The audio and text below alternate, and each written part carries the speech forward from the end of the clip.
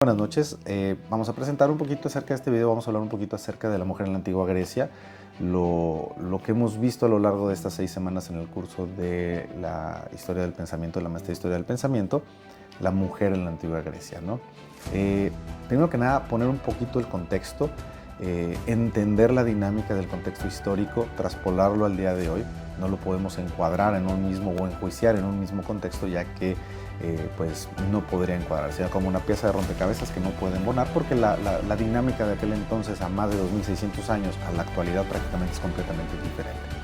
Entendiendo que en aquel entonces el estilo de vida, la calidad de vida de las personas era completamente distinta, había guerras, había saqueos, había vejaciones, había violaciones, asesinatos, y la conformación del Estado como tal fue fortaleciendo la comunidad o el Estado griego. Eso le fue dando solidez y ayudó a que pudieran generarse los primeros pensadores en esa bonanza relativa que se presentó durante aquel entonces. Pero antes los pueblos eran nómadas, migraban y estaban expuestos a todo esto, donde la expectativa de vida era corta, donde la obtención de los recursos era muy difícil y lo más importante, donde el ejercicio del poder era a través de la fuerza. Y aquí es donde genero yo o interpreto yo el primer concepto de debilidad en la mujer. Cuando habla el griego, el varón griego acerca de la mujer o los componentes de los filósofos griegos, creo que lo establecen a través de este contexto, ¿no? El patrimonio más importante del Estado son las mujeres y los niños. El hogar como tal, el oikos, que es la familia, el ser como tal y la responsabilidad del hombre de cuidar todo eso. Y la mujer de poder distribuir, educar hasta cierto punto a los hijos y brindar la estabilidad económica mientras a lo mejor el varón salía de guerra o estaba trabajando la tierra o estaba trabajando el campo o alguna situación de estas. Otro componente importante que establece o que anida el concepto de debilidad en la mujer es el famoso concepto de la impotentia muliebris, que esto habla sobre la emoción de la mujer, cómo ella puede perder hasta cierto punto la racionalidad a través de la emoción. Y ponen el ejemplo de Dido, cómo puede entregarse a su naturaleza, y Sócrates lo maneja como tal, la naturaleza propia de la mujer, en la cual la emoción y la pérdida de la razón pueden llevar a tomar malas decisiones. Y esto pues favorece al concepto de que el hombre debe de ser el tutor de la mujer. Tal vez por eso es que no tenemos un contexto histórico como tal, porque si hablamos que no tenían derecho incluso a la educación como tal y apenas alcanzábamos a tener un conocimiento de escritura, de lectura, pues cuesta muchísimo trabajo que hayamos heredado hasta cierto punto la cultura de aquel entonces. Y empezamos con Safo, 2600 años, con su poesía lírica que más bien reafirma este tipo de conceptos, ¿no? El amor, la pasión, el erotismo, una visión más visceral que racional, ¿no? Cómo te puedes desenvolver a través de tus emociones, como el amor o el eros te puede llevar a esas sensaciones, ¿no? Es lo que nos queda, ciertos fragmentos de su poesía, pero también conlleva un poquito ese tema como tal. Por otro lado, tenemos también los conceptos que van asociados principalmente a Aspasia en el Menéxeno, como ella, a través de una jerarquización en la mujer donde estaba la esposa, la concubina, la prostituta, la esclava, etcétera, pues resulta que la que tenía mayor poder de intervenir en las reuniones masculinas pues era la concubina, y en este caso Aspasia se conoce o se sospecha o se interpreta, no hay pruebas, que ella estaba a cargo de una casa de citas o de reunión donde muchos varones podían intervenir en discusiones políticas. Ella, con ese don muy importante de la retórica, del don de palabra, de la comprensión y la inteligencia que fue generando por la posibilidad de poder aprender a través de las relaciones sociales, tiene una injerencia importantísima en Pericles. Incluso se le culpa de muchas cosas, hasta de las mismas guerras que se pudieron llegar a generar con Samos y todo esto, por la influencia que ella tenía como tal. Una mujer culta que fue reconocida por Sócrates, por Platón, y con una visión un poquito diferente. Obras como Listrata o como Antigonia, que donde vemos obras en la cual una ensalza la virtud de la mujer sobre su familia por encima de las leyes del hombre hacia una ley divina, o por el otro lado Listrata, donde busca el acabar con la guerra a través de la manipulación erótica, sexual de la pareja, porque pues ya están hasta el gorro, ¿no? de que sus hombres están fuera y están en guerra y los están perdiendo y se los están matando.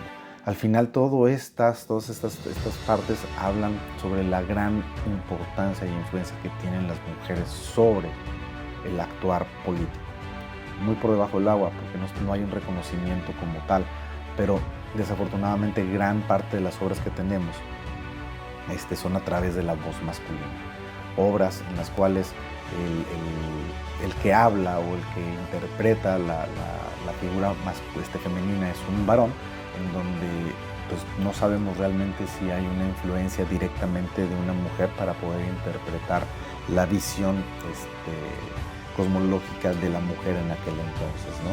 Ejemplo es la historia de Medea a través de los ojos o la visión de Eurípides, que es una tragedia que al final del día está reflejada a través de los ojos de un varón como tal. Entonces es un poquito difícil conceptualizar realmente por la gran brecha de la época o del tiempo, lo que nos separa de tener una visión mucho más específica, pero nos ayuda a intuir un poquito cómo o interpretar un poquito cómo va ese concepto. Por otro lado, platicamos también de Platón y la visión que tenía él acerca de la mujer. Esta visión tengo un poquito de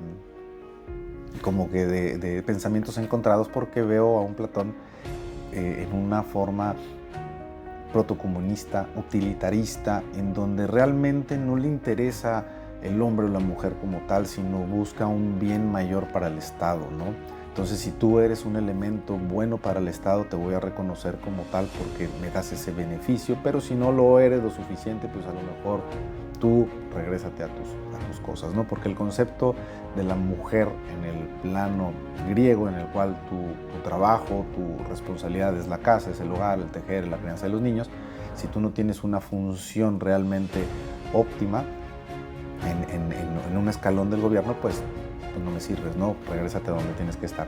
Pero es la única visión que tenemos realmente de una igualdad como tal. O sea, él reconoce realmente la capacidad que puede existir en la mujer, a pesar de no romper la estructura social que se presentaba en la época como tal, ¿no? Por último tenemos a Aristóteles, que también es otro personaje que la visión que tiene es muy radical, muy sistematizada en el concepto de la mujer. E insisto en lo mismo, creo que juzgar el concepto de Aristóteles hacia la mujer en aquel entonces sería como tratar de poner la pieza de un rompecabezas en donde no va. La dinámica, la problemática, la situación de aquel entonces a la que tenemos actualmente, pues obviamente sería completamente diferente. Un Aristóteles trayendo a nuestra actualidad, muy probablemente su visión sería 100% diferente. No tengo la menor duda de eso, pero sin embargo es algo a lo que nos enfrentamos y que es tema de juicio, y que incluso se pueden utilizar esas herramientas hasta para generar adjetivos que serían injustos también para la persona como tal, ¿no? Al final nos hemos encontrado con una, vamos a llamarle, una dificultad a que el desarrollo de las mujeres a lo largo de la historia haya sido plena. Creo que al final se ha logrado filtrar a través de las coyunturas de la historia y a través de la represión que se puede haber llegado a presentar por el mismo hombre como tal, o la religión, o cuestiones políticas o factores externos, ¿no? Creo que por cada escrito que llega debe de haber 100 atrás que no llegaron, ¿no? Que se quedaron en el camino, que se perdieron en la historia. Hoy en día estamos en un momento muy importante de la historia de la humanidad. Creo que es el momento más mejor momento de la historia de la humanidad, en donde tenemos acceso a la comunicación, a la educación, a las fuentes, a la información, y eso permite que sea más fácil acceder a esta educación que tanto está buscando. Y esto también ayuda a alzar la voz, a que las mujeres adquieran ese conocimiento, que al final también romper todas esas barreras de ignorancia, que eso fue lo que limitó de manera muy importante, a que el ejercicio del poder ya no sea esa fuerza física, sino sea una fuerza intelectual como tal. Sigue habiendo diferencias, no hemos llegado todavía a ese punto de una igualdad al 100%, creo que nos falta mucho camino. Creo que la capacidad de entendimiento racional, esa inteligencia superior nos permite poder crecer como individuos, el complemento hombre-mujer en una igualdad, en una circunstancia similar, entendiendo las diferencias propias de la naturaleza de cada uno. Y creo que la ignorancia ha sido el obstáculo más grande al que nos hemos tenido que enfrentar. Hoy en día sigue habiendo mucha ignorancia en ese tema, en nuestra cultura, en la cultura de otras naciones, de otros países o de otros pueblos, sigue existiendo. Y como dirían nuestros filósofos antiguos, Platón, es nuestra responsabilidad educar al que no está educado. Entonces, parte de nuestra responsabilidad al obtener el conocimiento es poderlo transmitir y poder ayudar a crecer nuestra razón, nuestra inteligencia, nuestra educación, para ayudar a liberar a la gente de la ignorancia en la que vive. Muchas gracias, doctora. Excelente curso. Le estoy muy agradecido y cualquier comentario, quedamos a las órdenes. Hasta la próxima.